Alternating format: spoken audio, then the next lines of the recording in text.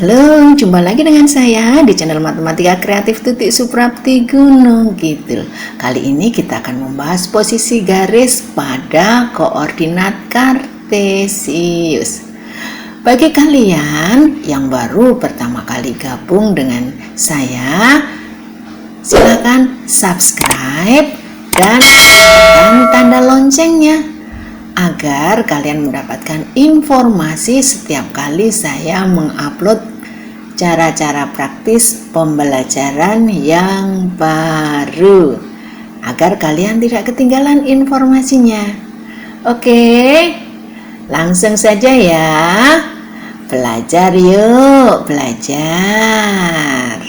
Posisi garis pada bidang koordinat kartesius maksudnya adalah bagaimana letak garis pada bidang koordinat kartesius. Posisi garis ini dapat dilihat berdasarkan posisi garis terhadap sumbu X dan sumbu Y. Suatu garis M misalnya terhadap sumbu X bisa sejajar, bisa memotong, bisa juga tegak lurus.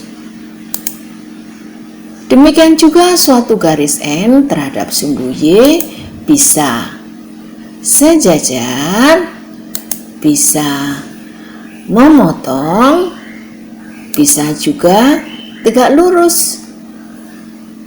Bagaimana ya gambarannya? Kita akan belajar lebih lanjut pada slide berikutnya.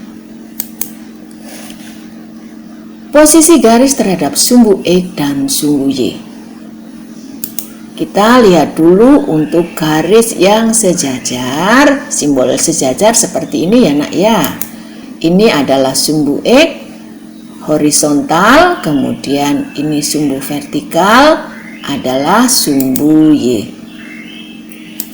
Kita akan memperhatikan suatu garis yang sejajar dengan sumbu X dan garis tersebut melalui titik 0,4 dan melalui titik 3,4. Garisnya ini misalnya kita namakan adalah garis M. Coba perhatikan baik-baik anak-anak. Titik koordinat ini adalah 0,4. Nolnya adalah absisnya, 4 adalah ordinatnya, dan titik di sini adalah 3,4. 3 adalah absisnya, 4 adalah ordinatnya. Kedua titik ini terletak pada garis M.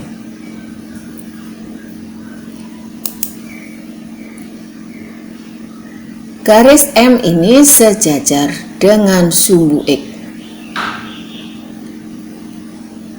melalui 0,4 dan melalui 3,4. Berjarak 4 satuan panjang dari sumbu X. 1, 2, 3, 4. Jadi jaraknya adalah 4 satuan panjang. Jika kalian perhatikan dengan baik, maka semua titik yang terletak di garis M ini mempunyai ordinat yang sama, yakni 4. Ini coba kalian lihat 0,4, yang di sini juga 3,4. Ordinatnya sama. Dan 4 ini adalah menunjukkan jarak garis tersebut terhadap sumbu X, yakni berjarak 4 satuan panjang ya. 1, 2, 3, 4. Paham ya nak ya? Sekarang kalau kita mau melihat garis yang sejajar dengan sumbu Y. Sumbu X, sumbu Y-nya sudah kita gambar. Sekarang kita akan menyimak bagaimana garis melalui titik 3,0 dan melalui titik 3,5. Ini titik 3,0-nya, ini titik 3,5-nya. 3 sebagai absis, 0 sebagai ordinat. 3,5, 3 sebagai absis, 5 sebagai ordinat. Nah, ini adalah garisnya. Kita sebut saja misalnya sebagai garis N. Coba perhatikan baik-baik. Garis N ini anak-anak sejajar dengan sumbu Y melalui titik 3,0 dan juga melalui titik 3,5. Apakah ada yang sama ya pada kedua titik ini? Iya ada, yaitu absisnya adalah sama-sama 3. Jadi semua titik yang terletak pada garis N mempunyai absis yang sama, yakni 3. Dan 3 ini menunjukkan jarak dari garis N terhadap sumbu Y, yaitu sebanyak 1, 2, 3. Sebanyak 3 satuan panjang. Kalau absisnya ini positif 3, ini kalian lihat ya nak ya, ini adalah absisnya positif 3. Maka menunjukkan bahwa garis N ini terletak di sebelah kanan sumbu Y karena 3-nya adalah positif. Demikian juga ini tadi pada garis yang sejajar dengan sumbu X. Garis M ini terletak 4 satuan panjang di atas sumbu X karena ordinatnya adalah positif. Kalau ordinatnya negatif bagaimana, Bu? Kalau ordinatnya negatif berarti garisnya terletak di bawah sumbu X. Kalau absisnya negatif bagaimana, Bu? Kalau absisnya negatif maka garisnya akan terletak di sebelah kiri sumbu Y. Oke, lanjut ya. Garis yang tegak lurus dengan sumbu koordinat. Tegak lurus simbolnya seperti ini ya nak ya.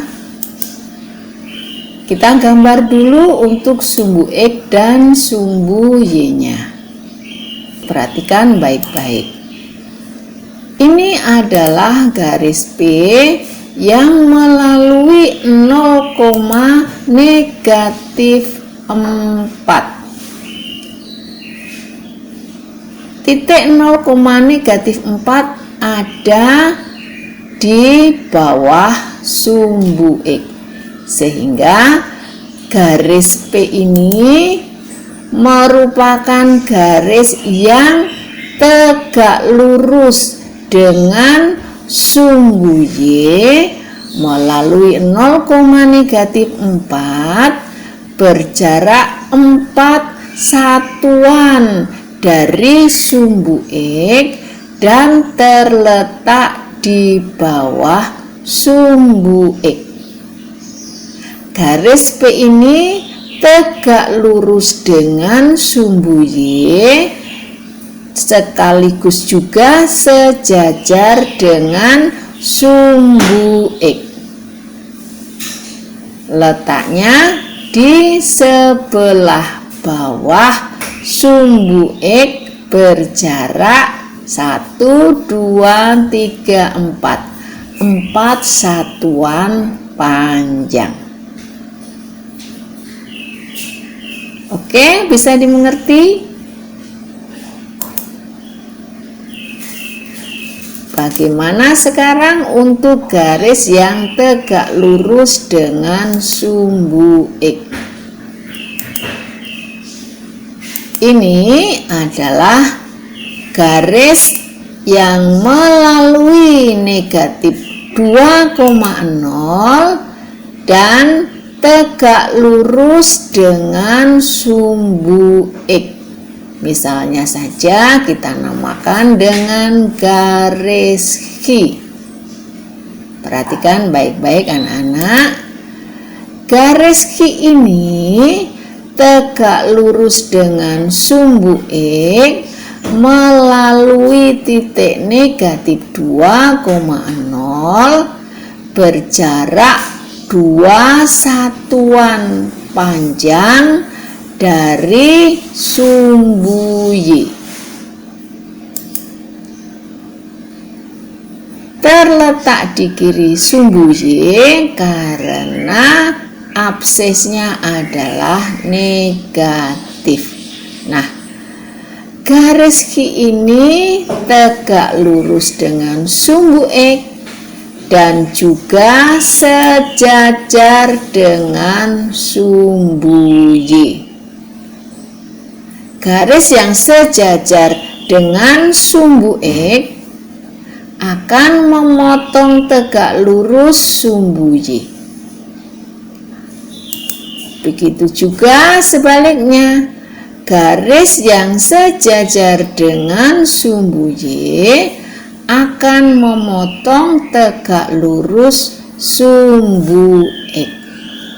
Kalau di sini titik potongnya adalah 0,-4, kalau di sini titik potongnya adalah negatif 2,0. Untuk garis yang memotong sumbu koordinat bagaimana ya? Kita perhatikan bersama-sama. Ini adalah sumbu X-nya, kemudian ini adalah sumbu Y-nya. Titik ini adalah titik pusat koordinat kartesius yakni 0,0. Ada titik yang lain, misalkan saja kita ambil 2,-2. 2-nya ke arah kanan karena positif ya nak ya. Kemudian 2 lagi ke arah bawah karena negatif 2. Garis R itu adalah garis yang melalui titik pusat sumbu koordinat kartesius dan melalui titik 2,-2. Garis R adalah garis yang melalui titik pusat sumbu koordinat kartesius dan melalui titik 2,-2. Perhatikan baik-baik anak-anak. Garis yang melalui pusat koordinat kartesius ternyata akan memotong sumbu X dan sumbu Y di titik yang sama, yaitu titik 0,0. Perhatikan baik-baik ya. Ini adalah sumbu X dan ini adalah garis R. Kedua garis itu berpotongan di titik 0,0. Kemudian ini sumbu Y. Ini adalah sumbu Y, ini adalah garis R. Kedua garis ini berpotongan di titik 0,0. Jadi, seperti yang tadi sudah saya sampaikan, garis yang melalui pusat koordinat kartesius akan memotong sumbu X dan memotong sumbu Y di titik yang sama, yaitu 0,0. Sekarang bagaimana Bu kalau garisnya tidak melalui pusat koordinat kartesius? Oke, kita simak bersama-sama ya. Ini adalah titik negatif 1,0. Kemudian yang ini adalah titik 0,2. Garis S itu melalui titik negatif 1,0 dan melalui titik 0,2. Garis S ini tidak melalui titik pusat koordinat kartesius. Ternyata garis yang tidak melalui titik pusat koordinat kartesius akan memotong sumbu X dan sumbu Y di titik yang berbeda. Kalau pada gambar ini garis S memotong sumbu X di negatif 1,0 dan memotong sumbu Y di 0,2. Sudah paham perbedaannya ya nak ya? Jadi berbeda dengan garis yang melalui titik pusat koordinat kartesius. Kalau garis S tidak melalui titik pusat koordinat kartesius, sehingga titik potong terhadap sumbu X dan titik potong terhadap sumbu Y ada di dua titik yang berbeda. Kita kerjakan saja ya soal-soalnya agar kalian lebih menguasai materi ini. Diketahui garis K sejajar garis P dan keduanya tegak lurus terhadap sumbu X. Apakah garis tersebut memiliki jarak yang sama dengan sumbu Y?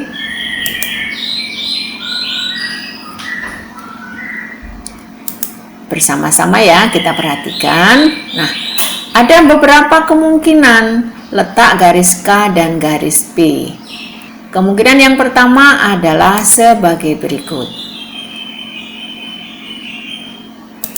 Ini adalah sumbu X dan ini adalah sumbu Y. Ini adalah garis K. Garis K ini sejajar dengan sumbu Y. Dan dia tegak lurus dengan sumbu X. Kemudian ada garis P. Garis P ini berimpit dengan garis K. Nah, kalian perhatikan.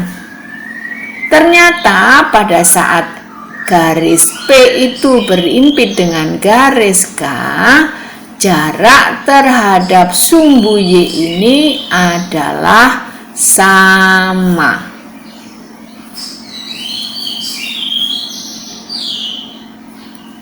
Paham anak-anak? Ya, ulang ya. Jika garis K berimpit dengan garis P, maka jarak kedua garis dengan sumbu Y adalah sama. Kalau tidak berimpit bagaimana? Nah, kita lihat kemungkinan-kemungkinannya. Ini adalah sumbu X, ini adalah sumbu Y.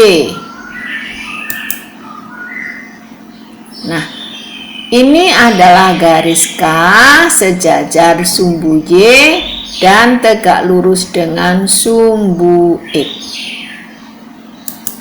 Karena tidak berimpit, ada dua kemungkinan dari garis P, yaitu garis P terletak di sebelah kiri garis K, dan yang kemungkinan kedua, garis P itu terletak di sebelah kanan garis K. Untuk jaraknya, coba perhatikan. Entah P itu di kiri K atau P itu di kanan K, ternyata jaraknya tidak sama. Kalau untuk di kiri dari K, ini misalkan di sini ya letak garis P-nya.